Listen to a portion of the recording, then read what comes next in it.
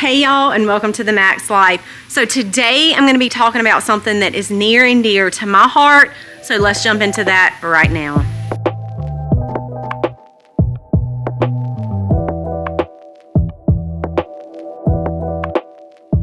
So many of y'all know that we homeschool, and we really have always homeschooled.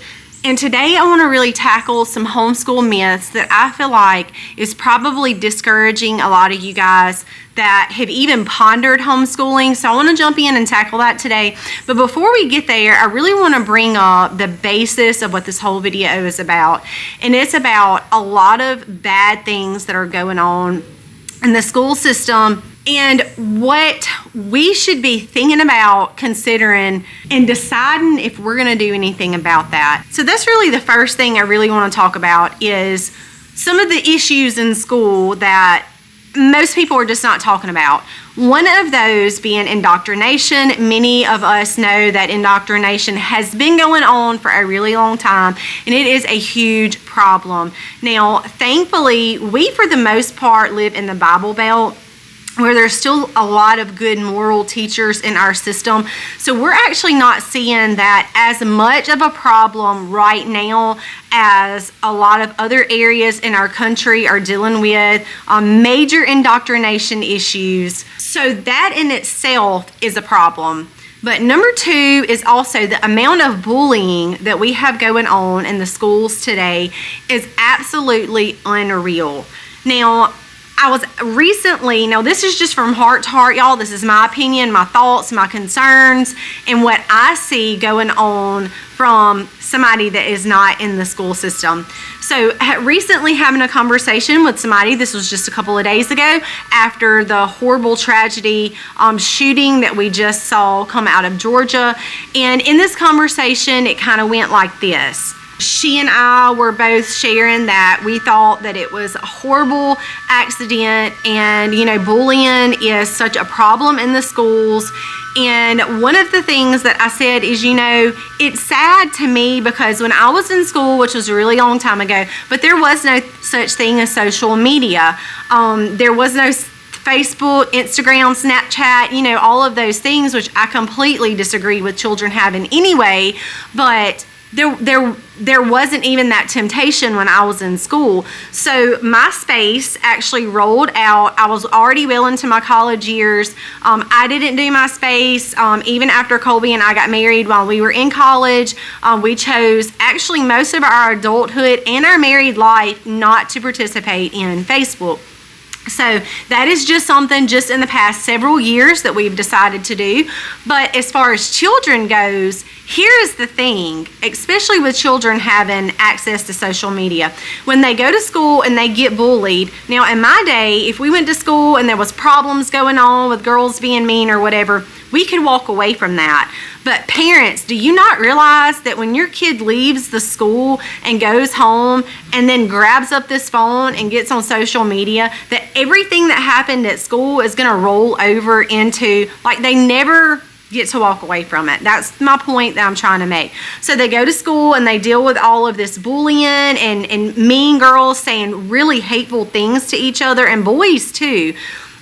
And then they come home and then they are still living in it.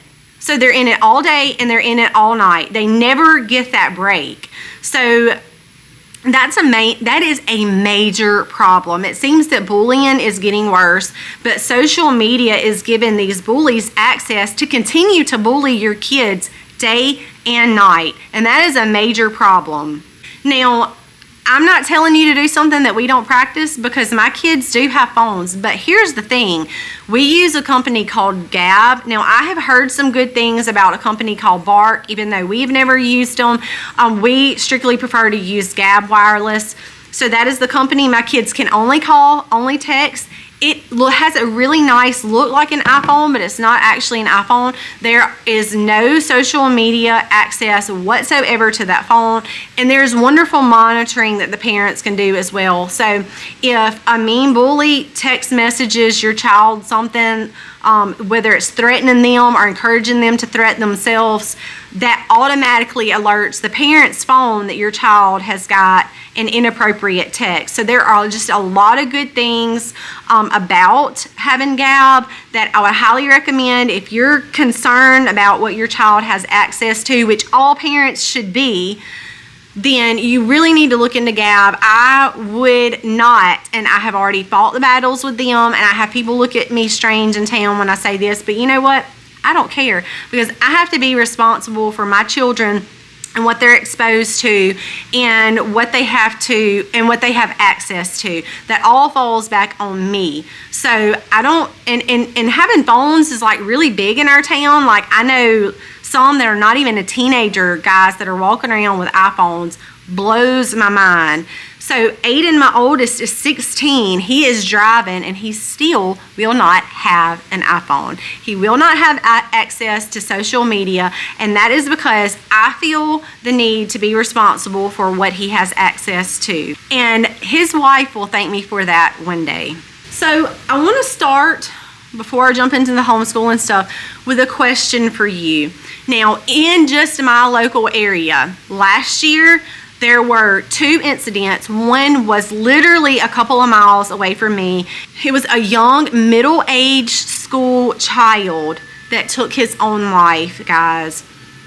Just a couple of hours south of us, there was a young, I believe she was 8th or 9th grade. I would have to go back and look that up for sure. Don't remember exactly how old she was. Bullied for years and years and years. And she took her life last year as well.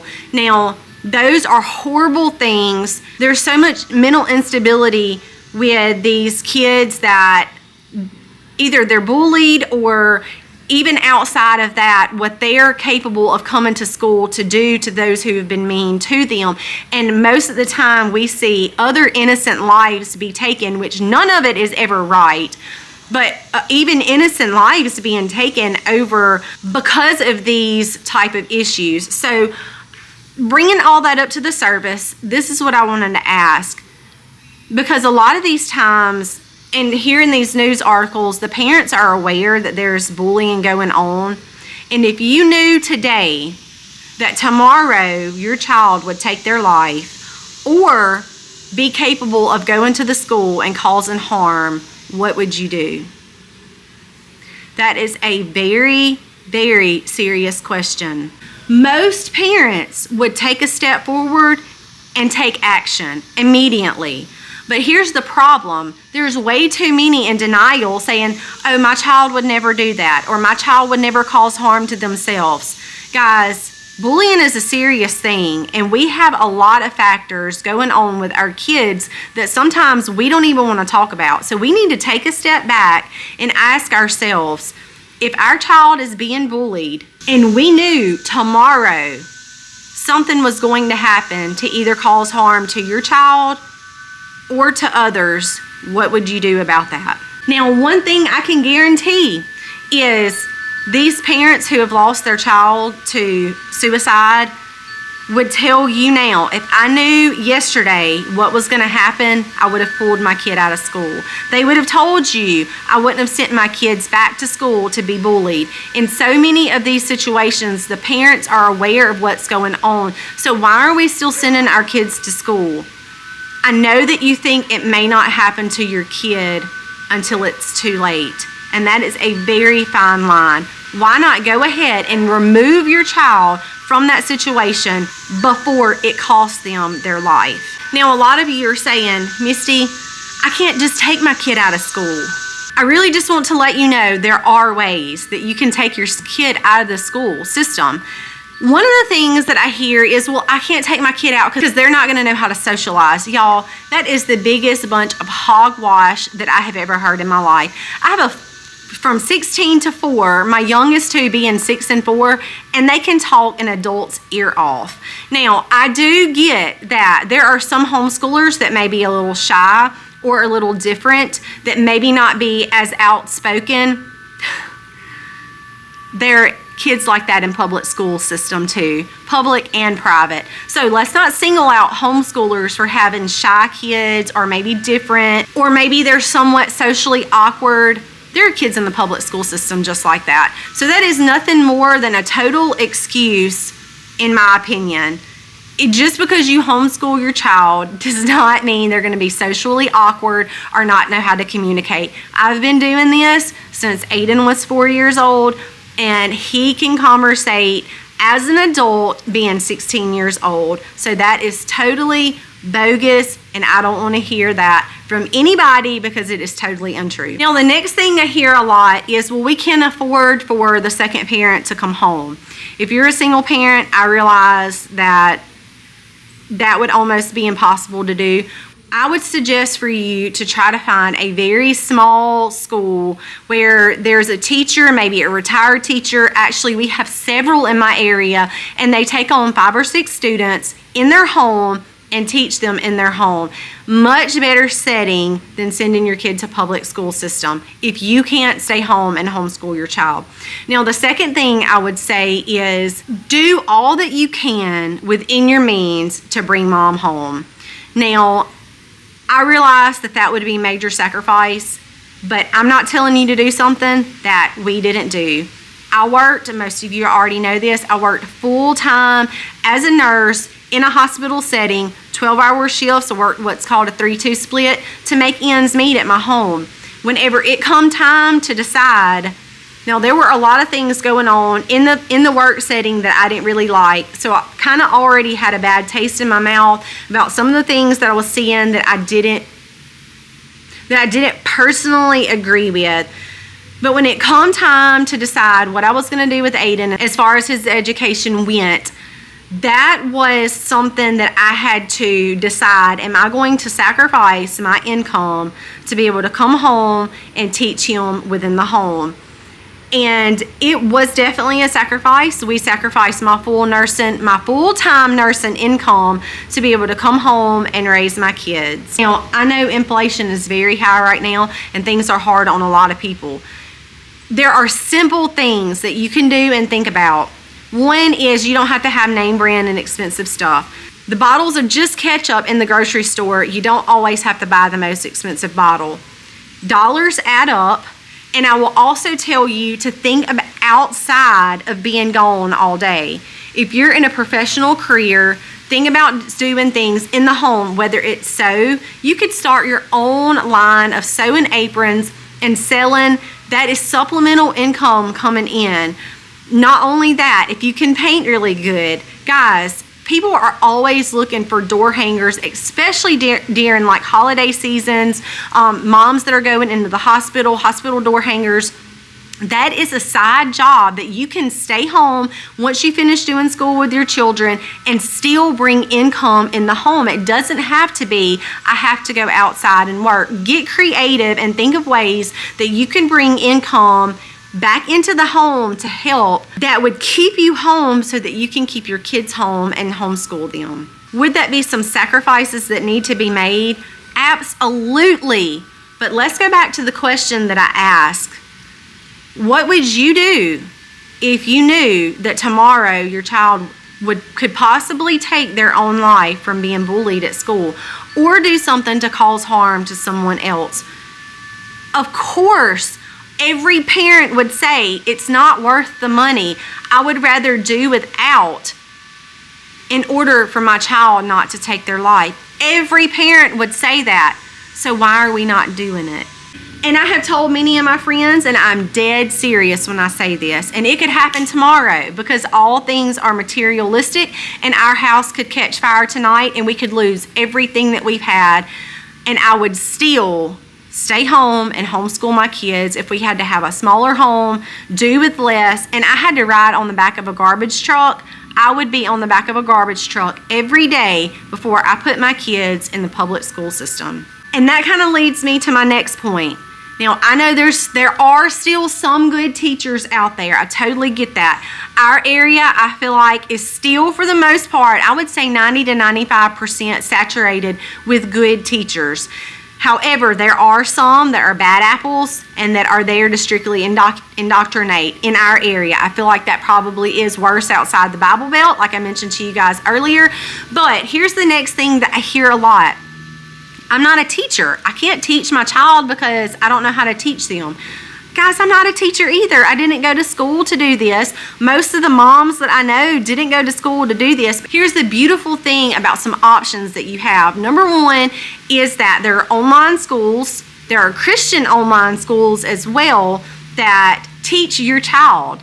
All you would really be required to do in that situation is supervise your child. Obviously, a child on the internet or computer unsupervised is probably not a healthy thing.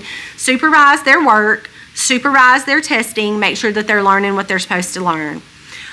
Also, there are wonderful DVD programs in place that act literally as a teacher. So you're not actually required to teach them.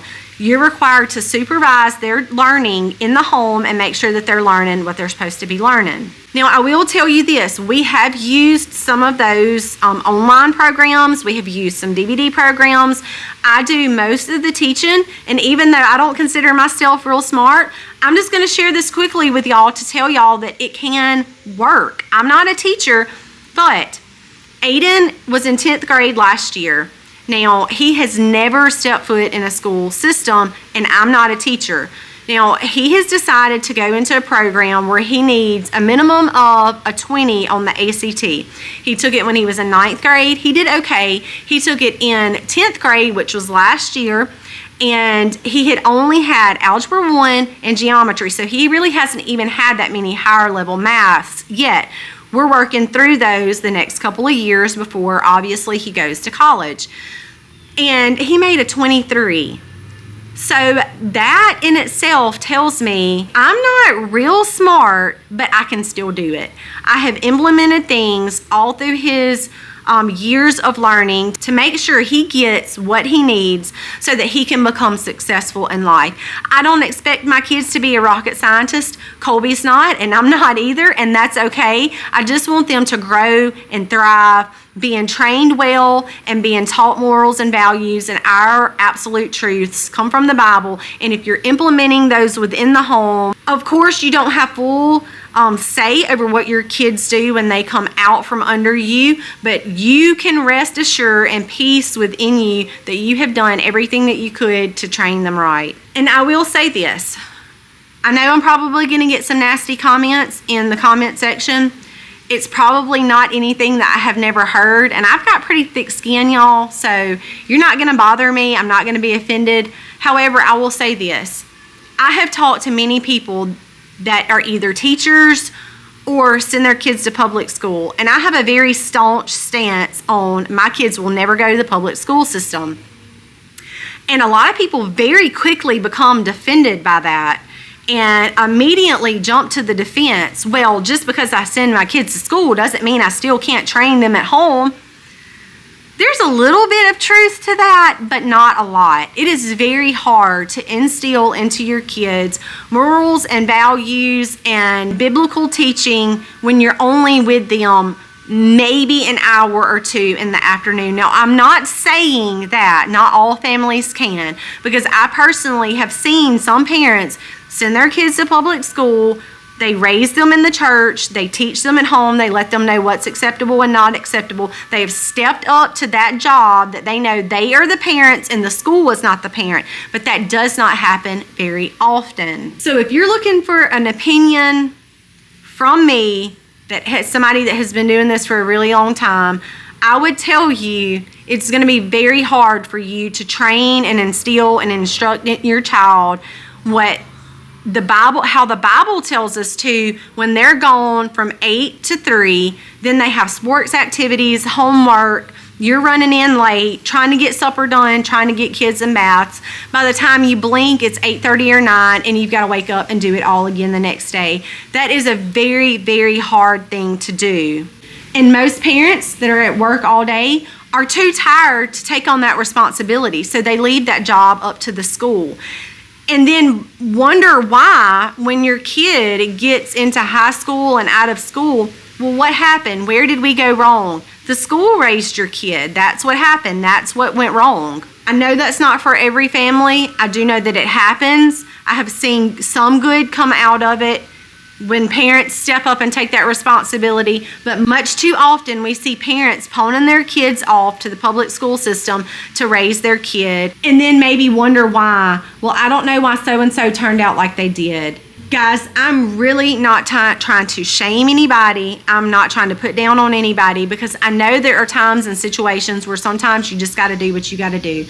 But I know that 100% the 2 kids just from last year that were so young that had been bullied in school, if you would ask their parents, would you have pulled them out of that situation and got them out of that, put them somewhere else so they were not being bullied by mean kids in the school system, they would have 100% said yes. I would starve to death so that my kid would not have had to face that and go through it and ultimately take their life. That's what's on my heart, because a lot of this bullying that's going on, a lot of times this hurt turns into self-harm, self-conflict, and if it doesn't, it gets put out on other people, because these kids cannot bottle up all this animosity that they're facing day and night with the phones, and it one day is going to bust, and it's going to blow up, and it's going to explode. So I'm asking you, because it's very much on my heart, I'm asking you if you've even thought about or pondered homeschooling and getting your kid out of the public school system. Is your kid worth it?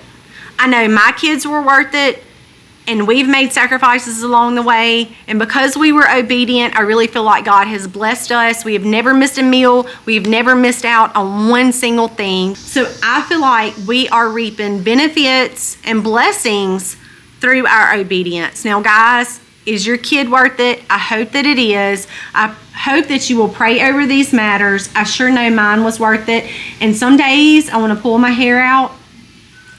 It's just part of it. It's okay. We don't always have wonderful days. It's part of life, but I would never change it for anything. Thanks for watching. God bless and happy homesteading, y'all.